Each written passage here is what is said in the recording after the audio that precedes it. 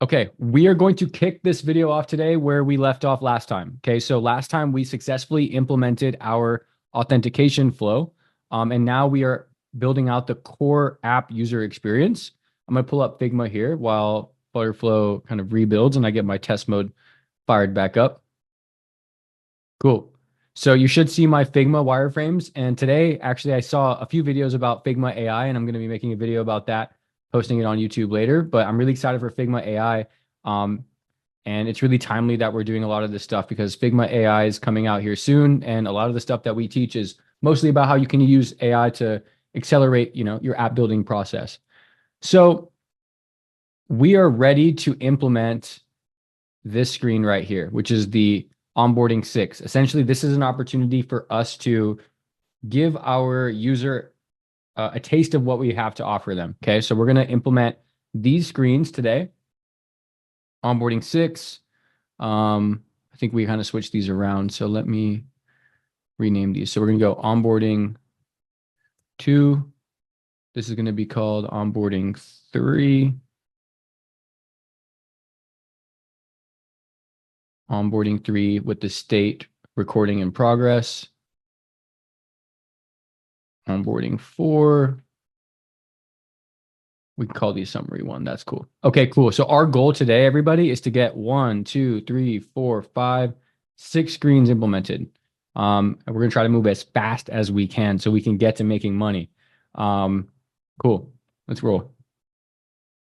So what is showing up here? Okay, this is our dashboard. And I'm going to go back to our main application here in FlutterFlow. And we'll make this full screen. And the next page that we want to build out, right, is our onboarding 3 here. So here's what I'm going to do. I'm actually going to open 2 windows, and in the Mac, you can do this, which is pretty cool. I'm going to make this as small as possible. I'm going to get rid of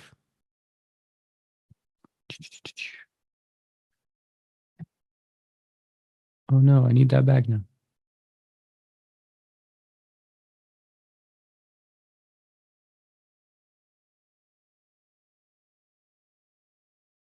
Fantastic. So here I'm going to have my screen design on the left, and I will keep FlutterFlow on the right. All right, let's see if I can make this work. Fantastic. So the next step is to create this page. We'll go onboarding question 2. It kind of takes the same shape. So I'm just going to go ahead and duplicate this page, and we'll call this onboarding 3.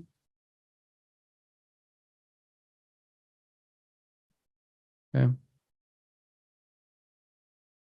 And we are in that.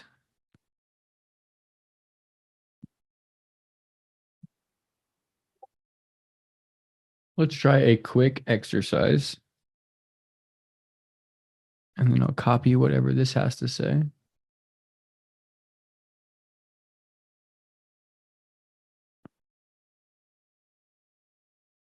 And a lot of this is getting me to realize how actually meticulous working with Figma is, and how I'm really excited for us to roll out our design system, which will make this whole process so much easier. And we're working on that as we speak. So just super excited to be building while I encounter these problems. I'm very confident in the team and what they're doing back there.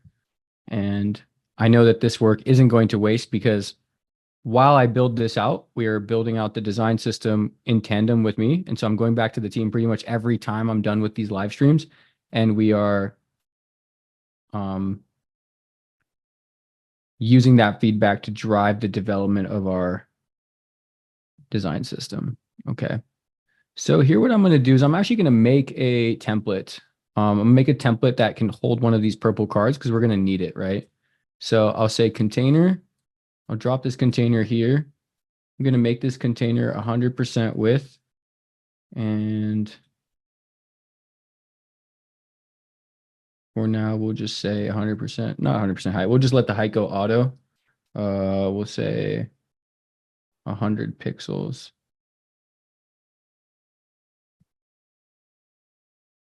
We can kind of let that slide for right now, but we don't have a fill color, so we'll get rid of this. And then the border color we'll set to the primary. So that should give us that nice purple border. For the border radius, we got to figure out what the radius is here. And I'll need to activate the FlutterFlow, or excuse me, this UI. And it looks like the radius is 16. So we'll go border radius right here, 16. And we'll copy that all around.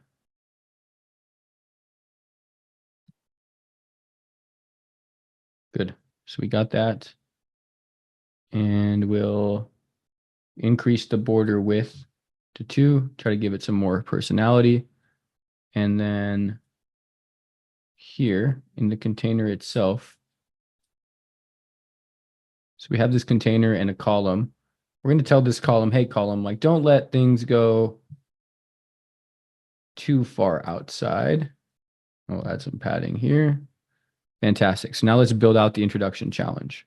So inside the container, I'm going to throw in a column. Columns organize content from top to bottom. And in this top column, we will have probably one row right here. Well, actually, excuse me. We'll have actually a row, because if you examine this, right, our container is essentially holding 2 elements side by side. And I think it's going to be hard for me to implement like the picture. So I'm actually going to go ahead and delete that picture. And if I think about this from a high level, like this container is holding a row of content.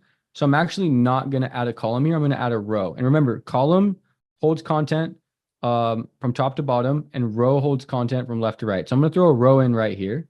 And then within the row, I will put a column, because I have the row, which is my bounding box, and then a column, which is holding all the elements from top to bottom. So we'll keep that, and then I'll drag 3 pieces of text. One's the title, one is the situation, one is the prospect's pain points. And I actually think we're going to need a couple more. So let me stop there. Here we're going to say headline small. That's fine. We'll name this introduction challenge. Good. This next one we'll name situation. The one under that we'll say you are selling a pen. This one we'll say prospect pain points. Okay, we'll align everything to the left. And we will try to spread this out a little bit. So what I'm going to do is I'm going to right click on situation, and I'm going to click wrap widget. And I'll wrap this in another row. And I'll insert into that row a column. So then I can put the situation there. Let me see how this is racking up. So we got this introduction challenge in a row. Inside the row, I have a column which contains my situation and the you are selling a pen. Good. So I'll actually get rid of this prospect pain points, and I'm just going to duplicate this column. Gorgeous. And actually that won't work because I'm inside of a row. So let me think through this real quick. I might want to go like this and then right click on the column and duplicate that. There's really no one right way to order your widgets. It's really just kind of like trial and error until you figure out, the best scenario here. So here we have our main axis alignment. I'm going to use space evenly. That's going to give us probably the best shape so far. And then if we wanted to really kind of consolidate these and kind of shrink the UI, we can just adjust the size of our container. And then inside the container, we'll do 20 padding left, 20 padding right. And we just got to make sure that all of this stuff is aligning to the left. And notice how it's starting to take shape, right? And we'll go headline medium, which is good. Situation, we'll say headline small. Here we'll say headline small, but we'll try to make this bold.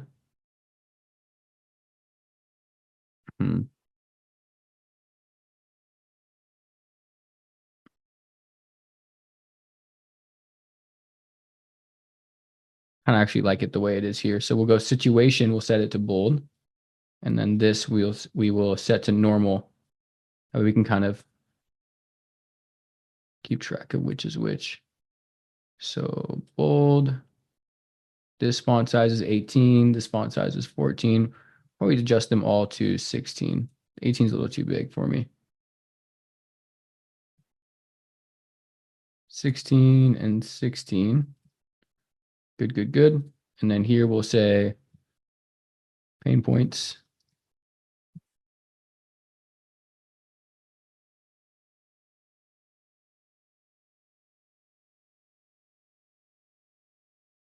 And I'll actually duplicate that a couple more times just to give the opportunity to have more than one pain point. So I think this actually looks good. Awesome.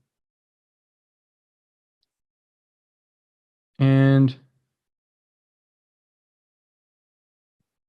I'm going to duplicate this one more time and extend out my container because I'm like thinking of another feature that I think is going to make a lot of sense.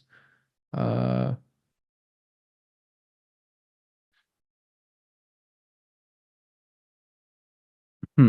actually want to have this objection here. Like I want to have the objection on the challenge because that's essentially what our sales rep is going to be doing. Like their job here is to handle objections. Like you're selling a pen, prospect has these problems that you know about, but then the prospect you've already tried to sell the prospect, but the prospect is throwing you an objection. So the name of the game here is to handle the objection.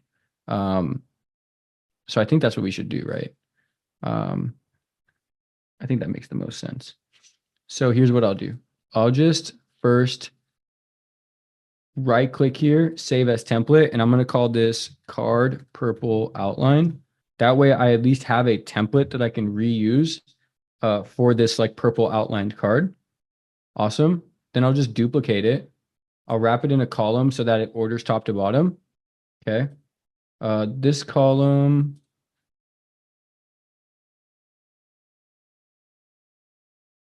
actually, no, I don't think that worked out the way that I wanted it to. So we'll right click on this container, we'll hit duplicate. There we go. Now we're talking. Okay, then I'll click this container and I'll add 20 padding to the top. And I want to use this prospect objection here in Figma. Like I like this.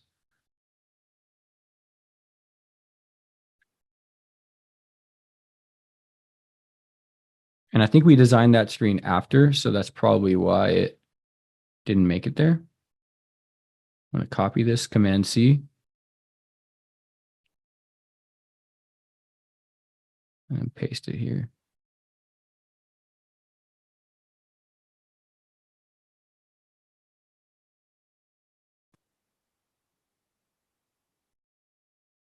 What is going on? This is not liking me.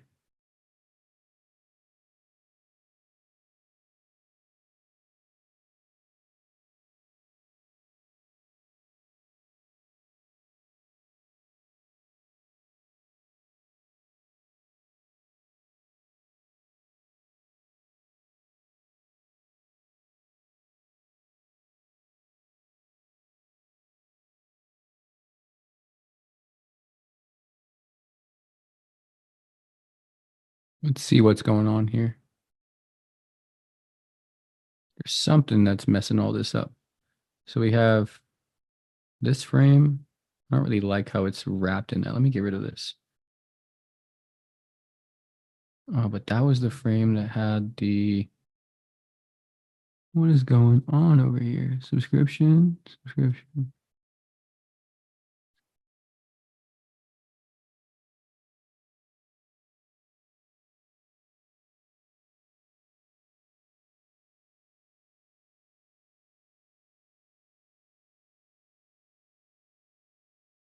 This thing is just being really wild. That's actually one problem when you have all these frames in here.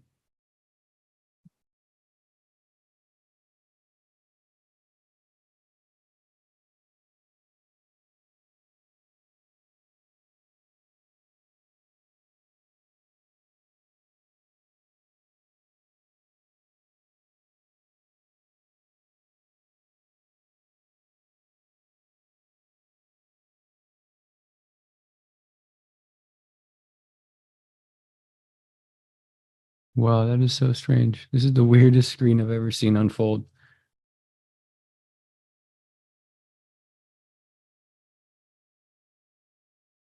So I kind of like how that looks, but I just want to reorder them. It's not rocket science. So this is, okay, I see what's going on.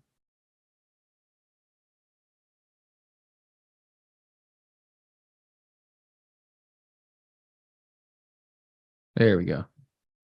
That still doesn't like make a lot of sense to me, but oh well, Figma. All right, cool. So we got the objection here. I would say prospect.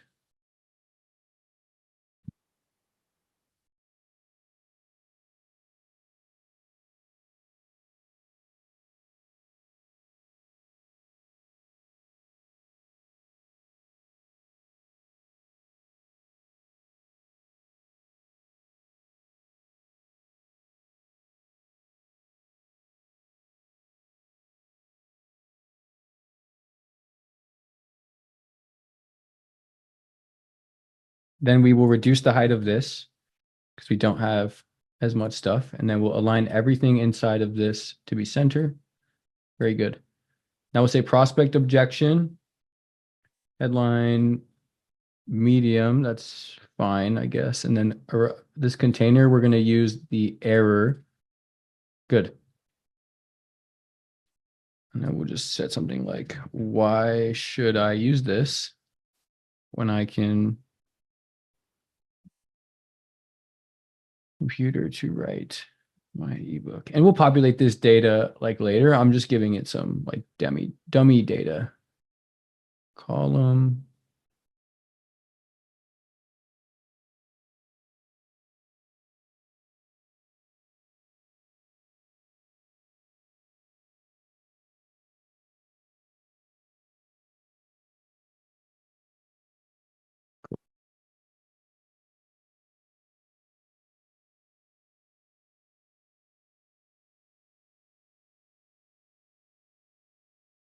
All right, cool.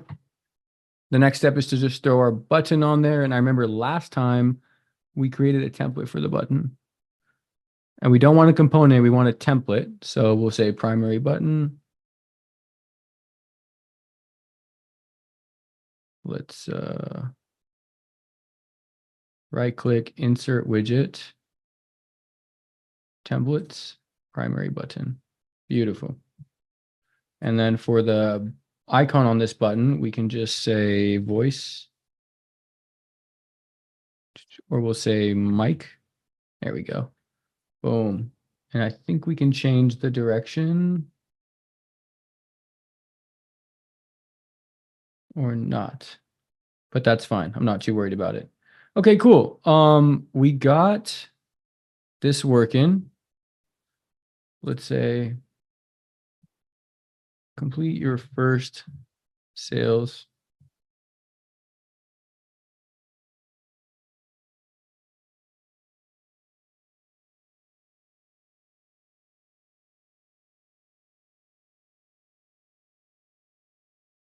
To complete your first challenge.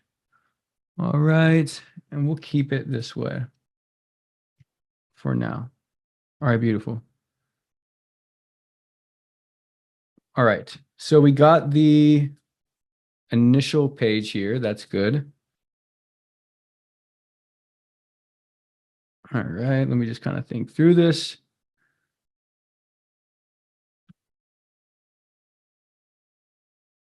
Okay, so we have the initial page. Somebody's going to land on this page and then they're going to tap on get started.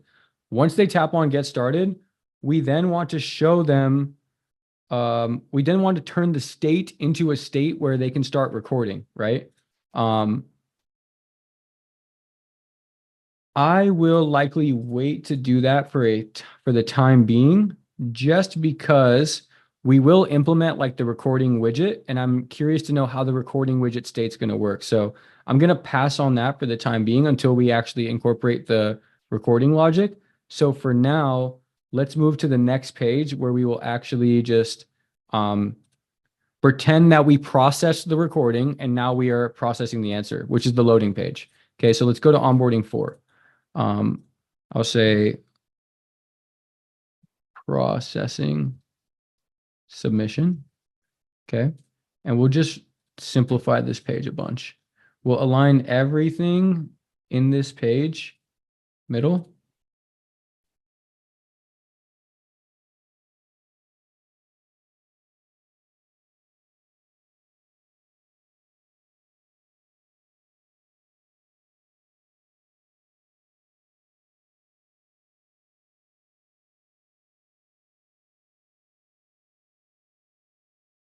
Beautiful.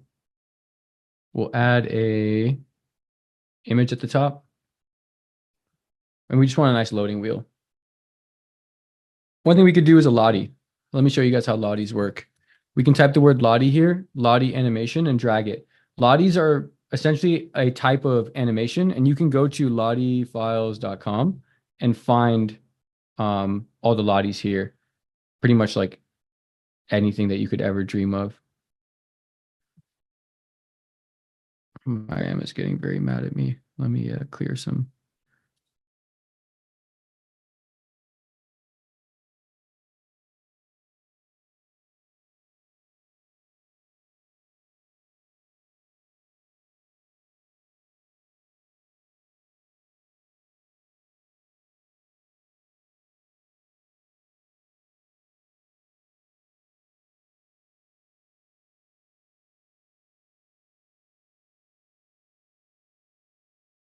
Just clearing up some space real quick.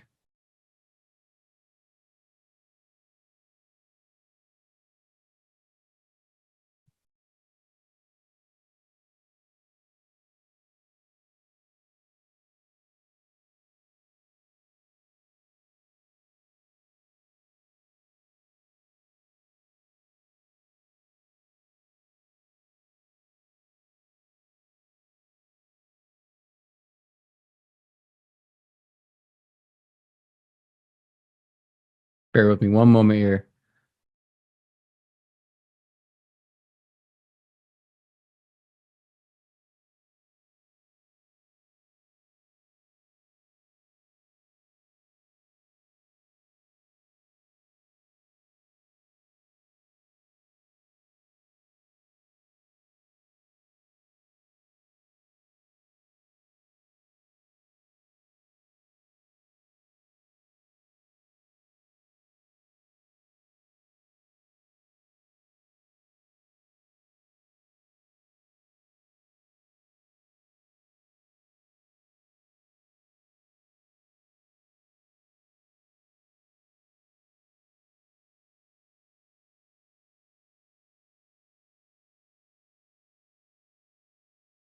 All right, let's get back to it. Okay, cool. So Lottie is a great place for you to get free animations. So pretty much we can log in, create a free account, and you get access to a bunch of animations like right out of the box.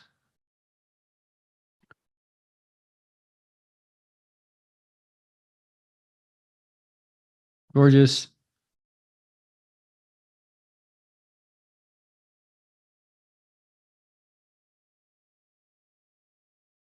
Cool.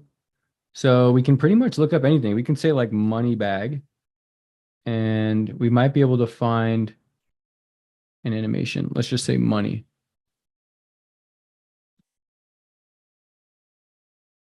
Search for free animations.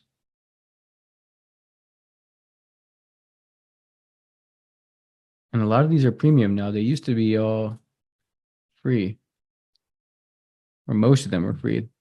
It looks like they're heavily monetizing now, which is what we're going to do soon. So I don't blame them.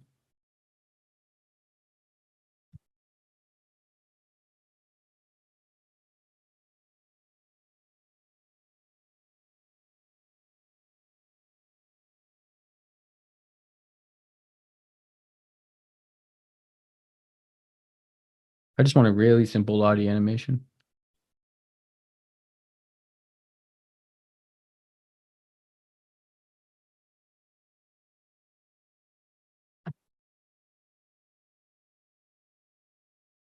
There we go.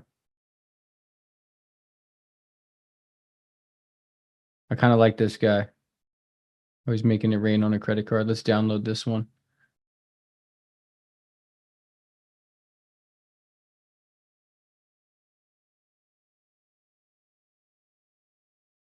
Cool.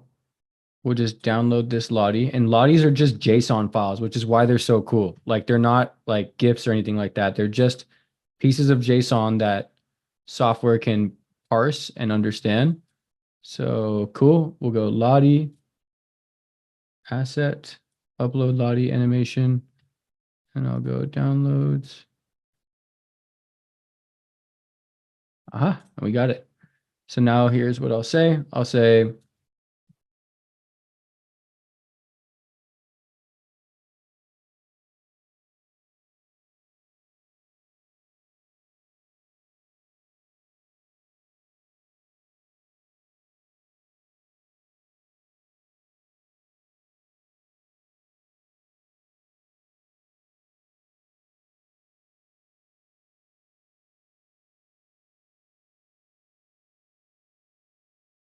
cool. I'm just trying to be clever and like witty with the copy, but I'm saying reviewing your call recording. Please wait while our sales manager reviews how well you handled the prospect's objection, and we'll get rid of this. Boom. We just got a sweet loading screen. I think that actually looks pretty clean. Awesome. Yeah, Randy, totally. I think just by adding that one little animation, we honestly gave our app a pretty cool premium feel. Cool. Making good progress. Now the next screen, right? Like, how do we create this feedback screen? And this is the feedback screen that we're going to use across the rest of the app as well. So when we design this screen, we should design it with everything else in mind. And I'm actually going to throw this in the core app part of our file structure. And then we're going to call this call summary home. No, just call summary page. Great page. All right. We're going to get rid of this app bar and we're essentially starting from scratch. Like all we have here is a column, and the first item I see in the column is a row. Like this row right here, we're going to break down into two columns and we will add the content here. So the way I like to approach, UI development in FlutterFlow whenever I'm going from Figma to FlutterFlow is look at the Figma design and understand where are the rows and where are the columns, right? So if I were to just take a screenshot of this real quick and move it here just temporarily, and I was to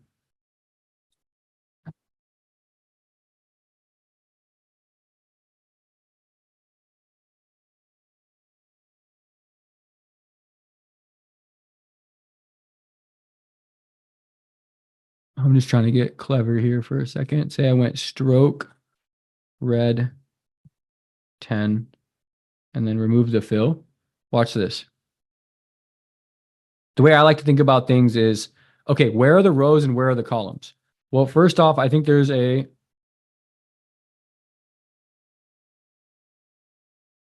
row right here. There's a row right here. And then there are rows right here, right? Each one of these are rows. All of this is in a column, which is organizing everything top to bottom, right? So we have row, row, row. I'm not going to say row your boat, but I'm going to say row, row, and then another row. So if you really wanted to go overboard, you totally could, like with the columns and rows. But my point is by breaking them down into rows, you can see what content fits in the column. And then you do the same thing again, but this time with columns. Here we have a column, and here we have a column, right? And then here we got a column, and then a column here. And you can kind of see how this is unfolding, right? I know this is kind of messy, but my point is that you can see where the rows and columns are, and then that can give you the mindset that you need to go from Figma to FlutterFlow. Okay. Hope that was helpful. Let's jump into it. Step 1, row, piece of text. And this one's going to say call review summary. We're going to align everything center. And then I'm going to update the text style to be headline small. Beautiful. Then I'm just going to right click and click duplicate for the row. And we will throw 2 columns in this row. Boom, boom. One is going to organize this, which we will put in a row. Or excuse me, no, we're not going to do that. One is going to organize that, which will do text and then text underneath. We'll say overall score. I will say based on data from reviewing 300 plus reps worth of sales calls.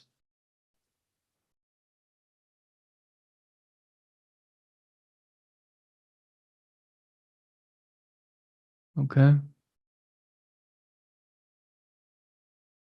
And there's nothing in this row yet, which is probably why it's not very happy. So what I'll do for now is we'll just place a container in there.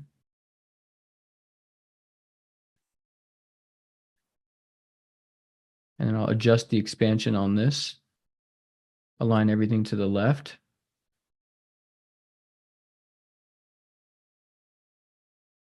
And we'll say this is title large. We'll say headline medium, actually. Yeah, good.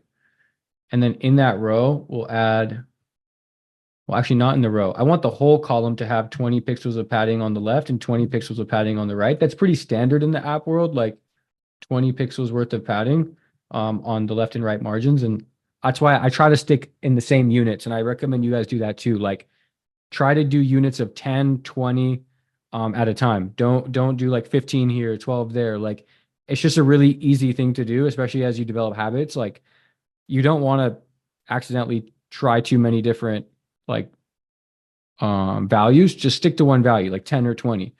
That keeps things consistent. Beautiful. So I got this row and we'll add 10 here. So for small margins, I'll do 10. For like relatively noticeable margins, I'll do 20. And I think that helps with my mindset, just like generally. We'll change this text color to tertiary because that's what we have on the UI. And we're moving along. All right, one more row.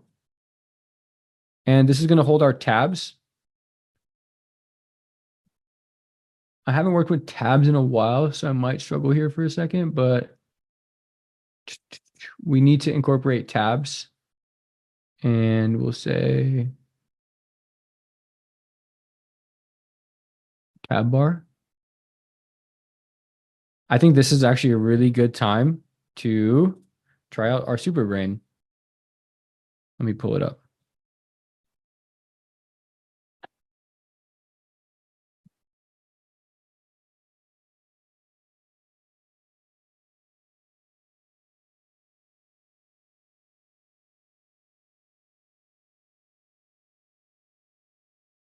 So here's what I'm going to do. I'm going to have Discord open and I'm going to say something like, how do I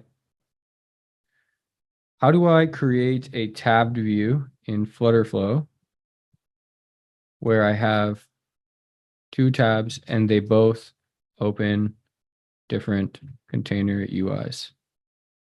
I'll ask the question and then I'll react to the question using the blue ambitious labs emoji, and this will trigger our super brain. And if all of y'all got the email that I sent out today, you'll know what super brain is. But super brain is our hyper growth startup CTO. It's trained on a lot of information, more than just documentation, but everything we've done inside of ambitious labs too.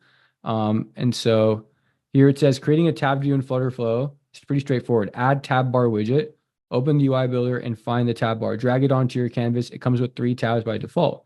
However, when I did that, it yelled at me, right? So I said tab bar. It's probably because I was putting it inside of a row, but there we go. We got our tab bar going. Thank you, Superbrain. And then I want to get rid of that extra tab because we don't really need it. So I'm going to say get rid of tab. So now I have tab, tab bar page, tab, tab bar page. Let's go. This is moving. Beautiful. Thank you, the Superbrain. The first one we'll call feedback, and the next one we'll call action plan. Okay. Boom. And we got feedback, action plan. I love that. For feedback, we need a bunch of rows, right? So right now, it just has a piece of text, but we need rows. So I'm going to add one row here. We'll say wrap in column because we need that. And then we need 2 columns. We need one for the thumbs up, and then we'll need one for the actual content. So here in column, I'm just going to say icon. And then we'll say icon size is 48. We'll say thumbs up. I'll set the thumbs up to green. And then here we'll have 2 pieces of text, 1 and 2. This one will be bigger, and we'll say something like strong opening statement. Make sure everything is aligned left. And I'll copy this piece of text here since I already wrote it.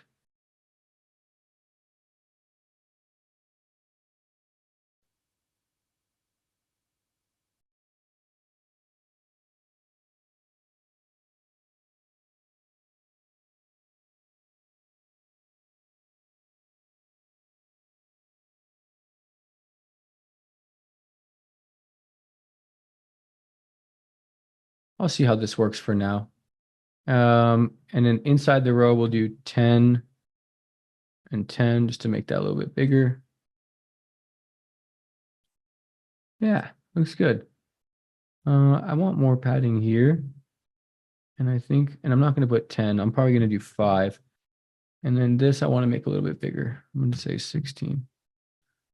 Good. That looks a lot more like ours. And then here, I want to add some more padding.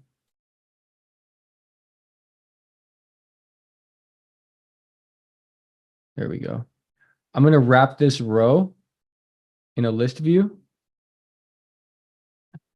because we're going to eventually read all this from a list. So I'll wrap it in a list view. And then we'll say generate children, and we'll say feedback item. Max items is 6. Value, we'll say random data. We'll say list of random strings. Well, minimum list length is 4. 5. Maximum list length is 5. Minimum length is 10. Max length is 20. We'll just confirm this and hit save. We just want this to generate the list, but we're not going to actually pull any of the data from the list. So cool. Nice. We pretty much built out that UI. And then once we have the dynamic data coming in, we will, once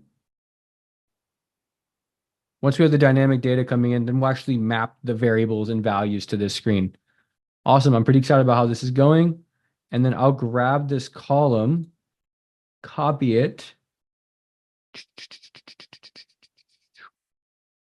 copy widget code, and I'm just going to bring this into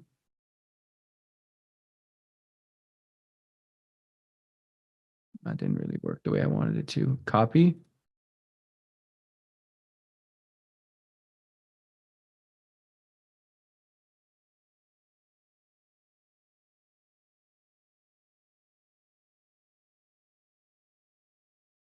It's not working the way I wanted to. What I'll do here first is I'm going to drag and drop a column. Do tab bar, insert, column. I didn't have to do that to this tab bar page. Okay, there we go. Then what I'll do is grab this list view. I'll copy this list view. There we go. And then paste it into the column. Dope. Fantastic. And then I think my list view is just missing the 20 pixels at the top. There we go. Now we got it. And then here, instead of having icon, we want to have like 1, 2, 3, 4. So how will we do that? I'll do that by, instead of an icon having a container, getting rid of the icon. Inside the container, dropping a piece of text and aligning it into the middle of the container. I'll change it to say 1. We'll make the font size like 36. We'll drop the container from 100 pixels to 50 and 50. We'll change the fill color to white and then the text color to black. I actually don't think that's actually really white. It's not. And then we will adjust the radius to 10.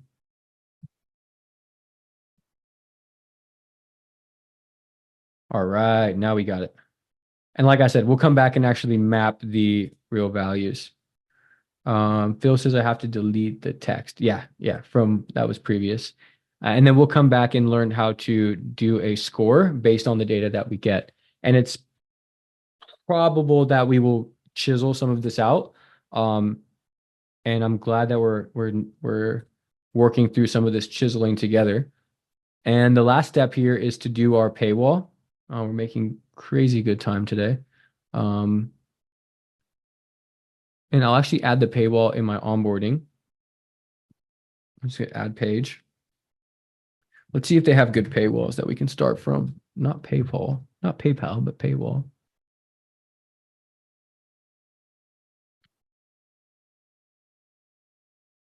And they actually don't. And I'm actually pretty disappointed in like the FlutterFlow templates. That's one reason I'm super excited for our design system.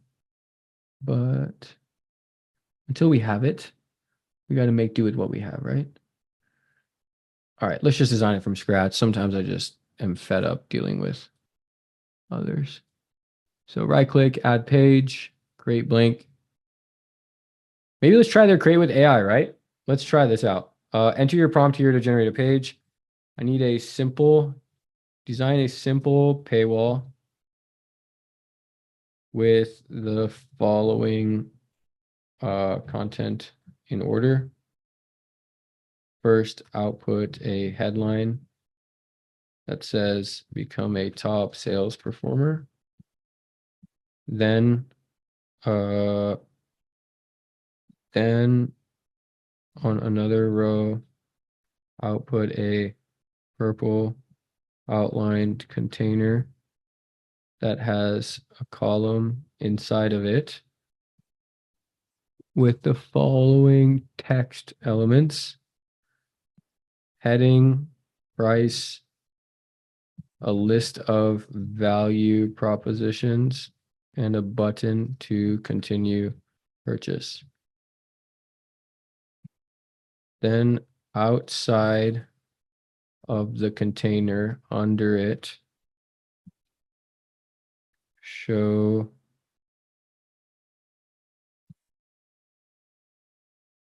display a line of text that says join 230 plus high performing. Here, let's just do that. I'm not even sure if this is going to work. I just want to try it out for fun. Can FlutterFlow AI Gen come up with the actual vision that I'm looking for? That is the question. We'll find out shortly here. Hey, not bad. That's actually not bad. That is actually not bad. I will take that all day long.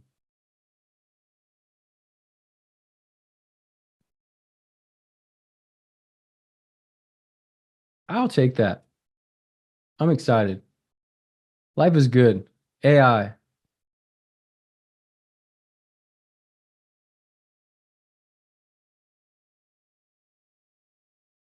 Damn. Become a top sales performer. Damn. All right. I do got a lot to change. Probably would have been the same if I just built it. Closer Academy, bro. And then we'll change this from title large to title medium. We'll go bold. Text color tertiary. Container. Go 20 pixels bottom. Change this to primary text. Font size 48, 36. And we'll say the price for right now, it's going to come from Revenue Cat anyways. We'll say it's $59.99 a year. Okay. And actually, I'm not going to say 99. I'm just going to say 59 a year.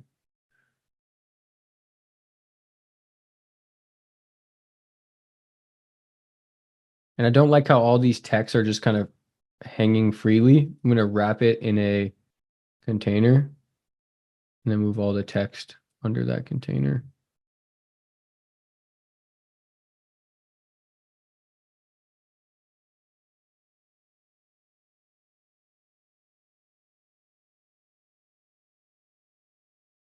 And then underneath that container, I'll put 20 pixels of padding. I'll make each one of these probably 18. No, not 18, 16.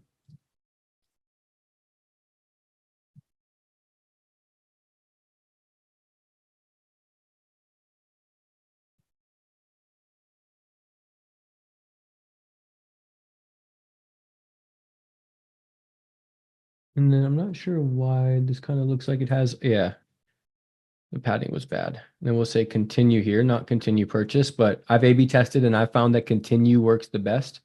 So I'll say continue, and then we'll make this font size a little bit bigger, and we'll make it bold. I'll also increase the size of this button to 60. I think that looks a lot better. Okay, cool. Cool. I like it. The container is there, and then we'll throw a row under this. Okay. And then inside this row, we'll throw a column. I'll align everything to the middle. And for now, we'll just have these 5 stars.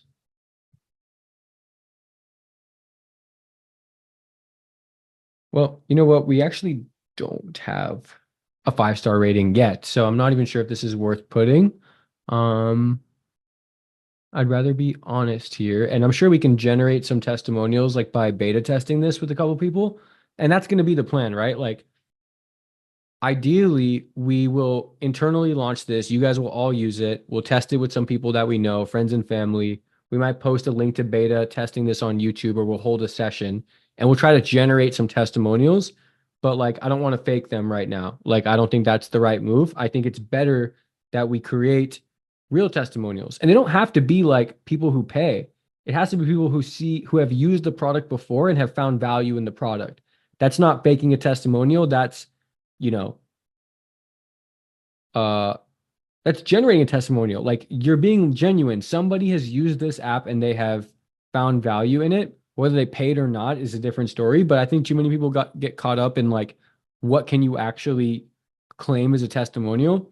You know, in the book $100 million Offers by Alex Hormozy, he talks about how if he were to start a business again from scratch today, he would spin up an offer it for free to as many people as possible, drive results and outcomes for that group of people that he initially chose, and then use those results and outcomes as testimonials, and then rinse and repeat, except the second time, the only thing that would change is that he wouldn't offer for free. He would charge for it, and he generated the testimonials to do so. So that's the same mentality that I want to take here. We won't fake the testimonials, but we will offer this as a tool for friends and family, people that I know who are sales reps. We'll generate those testimonials, and then we'll be very genuine on this page right here.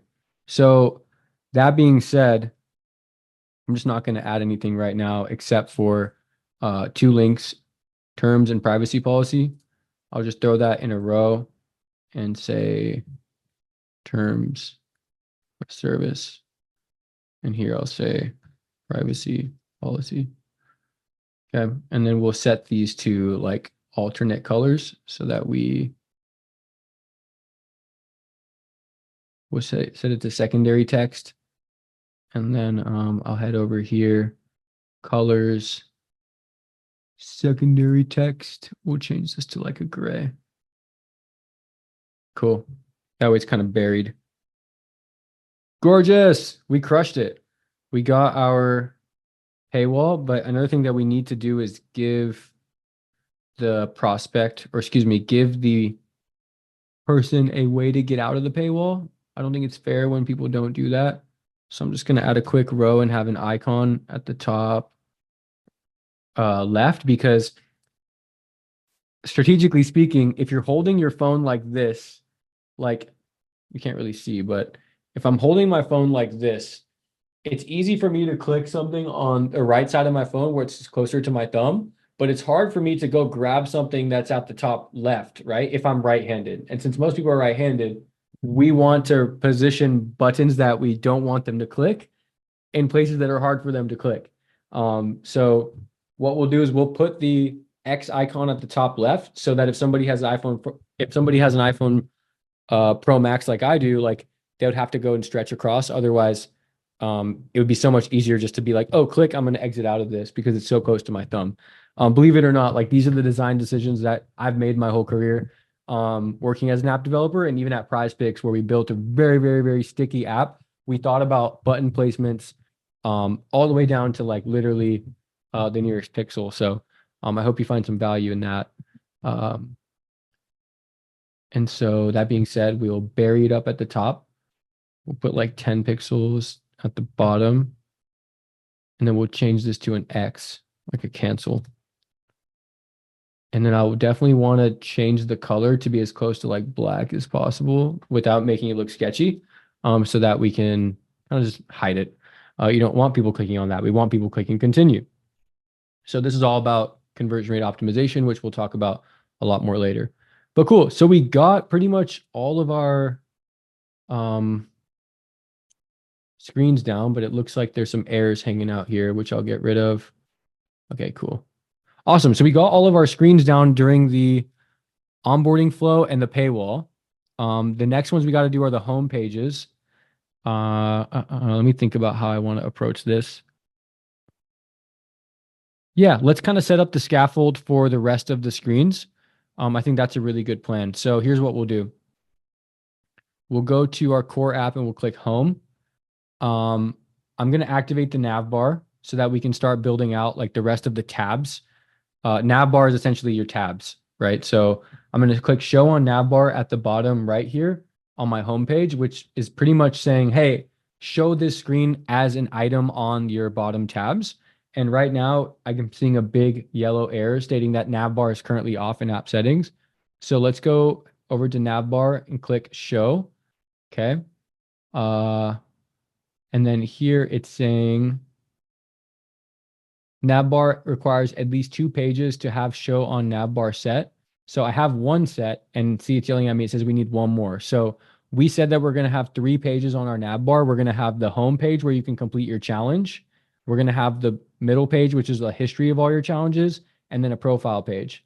So let's go build out 2 quick scaffolds for those 2 pages. We're going to go to core app. I'm going to right click and click add page, and I'm just going to find a profile page. And our profile is going to be very simple, not going to overcomplicate it at all. I do like this one that incorporates the stats. I'm sure we can figure out a way to use that. I'm going to clap my theme and we'll say profile. Okay. Profile, we're going to say background color is primary background. I'm not sure why this is like that, but okay, cool. And then we'll get rid of this icon because we don't really need it. And then we'll figure out what to populate here.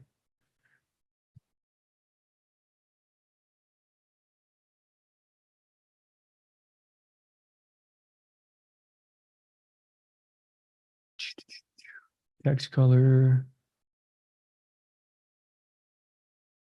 My stats. I'm not really sure what we're going to populate here right now, but I'm sure we can figure out some stuff. So I'll just leave it on and we can always trim it later. Like that's going to be the goal anyways. Actually, you know what? I'm not actually a big fan of this profile page. I'm getting rid of it because I need a profile page that is going to allow me to have a menu like this. And so I'm not willing to sacrifice that. So I'm going to click new page and we'll search for profile again. And I want to find a page that is simple yet gets the job done. Ideally, it's something that just looks like mine.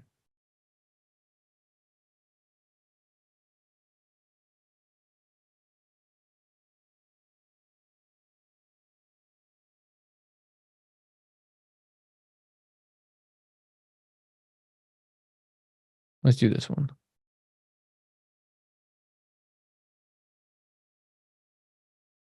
Gorgeous. And then we'll say not secondary background, but primary background. Okay, this one looks a lot better. I'll get rid of this. We'll change these icon colors to white.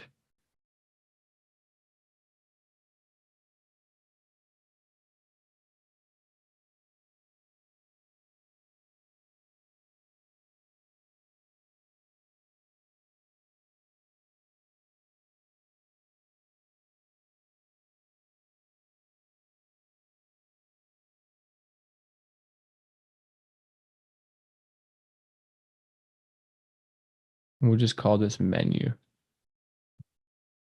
I'm gonna get rid of everything else underneath because we kind of already have a good plan. And pretty much this looks scary, but it's not actually that scary. We'll just remove the fill colors.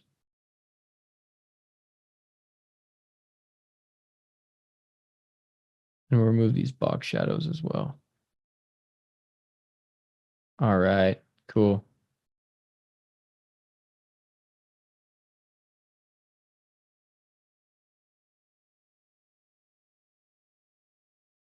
Gorgeous. And then we'll get rid of the light mode selector and then log out. I don't really want it to be a button. Furthermore, these containers, I want to get rid of the fill on all of them.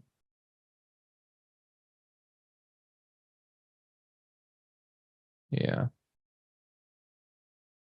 That is cool with me.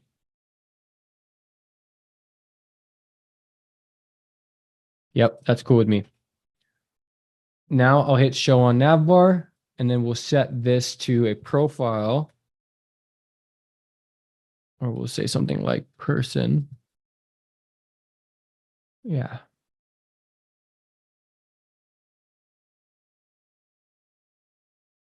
Icon size, we'll say 36. And then we'll actually remove this different active icon. We'll say 36. And the label here will be profile. Good. And then back at home, we'll say 36 here. Good. So now we have the home, but I actually don't want this to be a home icon. I want this to be a money icon so that people want to click on it. Ah, nice. Okay, that's looking good. The next one is the history page. So I'll click add page. And we just need to find a list because all this is a list. Let's go back to our UI design that we kind of spec'd out in Figma. That one looks kind of like this, pretty straightforward. And we don't want to overcomplicate this. I just want some nice cards. This one looks clean. So I'll say history, hit create page. We'll change the secondary background to primary. We'll do the same thing up here. One thing that nobody is yelling at me about is that I just saw that I have 12 bugs that we have to squash. Okay, and it looks like it's just mad at me for dark mode. And since we committed to not having dark mode, we just got to get rid of all these like conditionals that are probably looking for dark mode to be activated. And that's one reason I don't really like to approach new products with dark mode and light mode is that you just have to worry about all these conditions and it just adds so much more like testing. And I just want to get the app out. Like I don't want to be testing light mode and dark mode. That's so extra.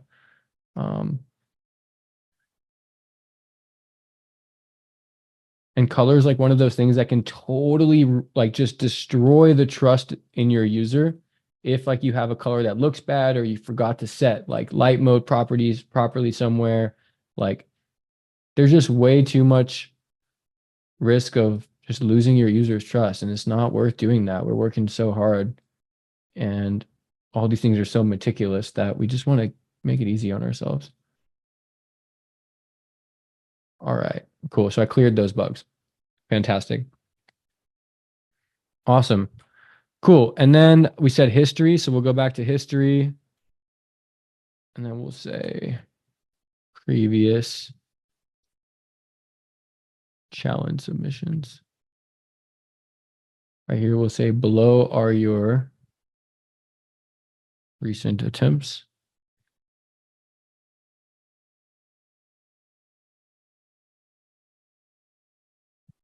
For now, we just want to make this like as easy as possible. So I'm gonna get rid of all these extra containers. We're just gonna worry about one, right? You know me. We will wrap this in a list view. We'll generate some children from that list view, and we'll say challenge submission. Value will be random data, list of random strings. We'll say 10 and 10 so that we can generate a list of 10 random strings with minimum length 10, maximum length 10. Confirm, save, and that will generate us a list. Give it some padding. Fantastic. So what we'll do here is we'll say submission name.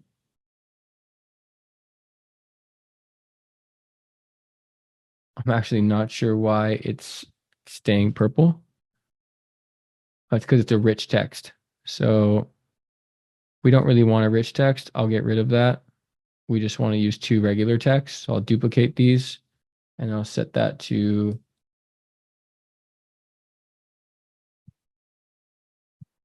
16, and we'll say something like, show me this pen. Monday, July 3rd. I think that's fine to have the date. And then we'll say something like 85 out of 100 and get rid of the padding here. Good. So we built out a basic history page. I'll activate the navbar, change this icon size to 36. What else do I got to do? Change the icon of the navbar. I'm just going to search for something like list or more something like history.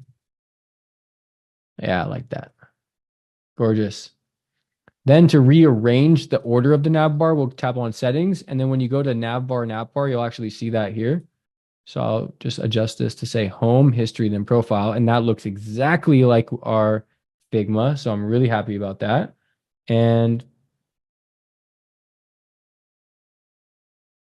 I don't know how I feel about the labels. I might keep the labels off just for sake of simplicity and minimalism. Cool. What's the difference between text and rich text? So from my knowledge, text is just going to output letters, and you can only letters and numbers and characters, and you can only use the styles that FlutterFlow offers.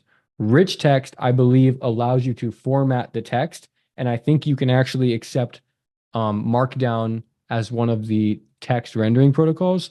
Let's find out. Let's go ask Superbrain. What's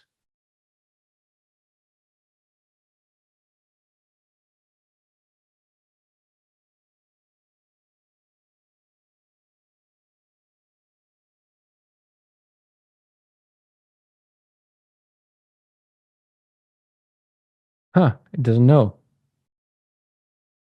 I think Coach Ambitious would know.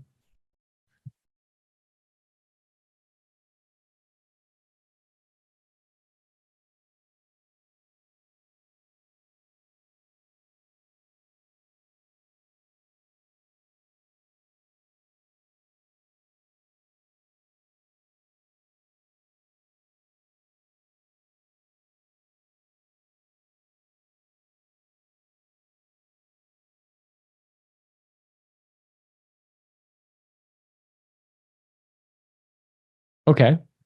With the rich text widget, you can display text with different text styles. For example, you can have a single text element with a mix of different font sizes, colors, fonts, and styles.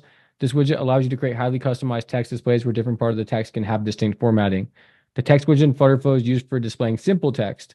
It allows you to set basic properties. Okay. But rich text allows you to have more complex properties. Cool. Awesome. Awesome. So we made really good progress today.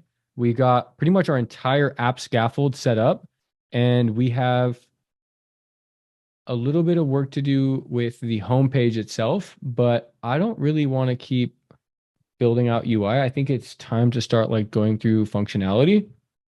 However, we will need a homepage that gives us a daily challenge.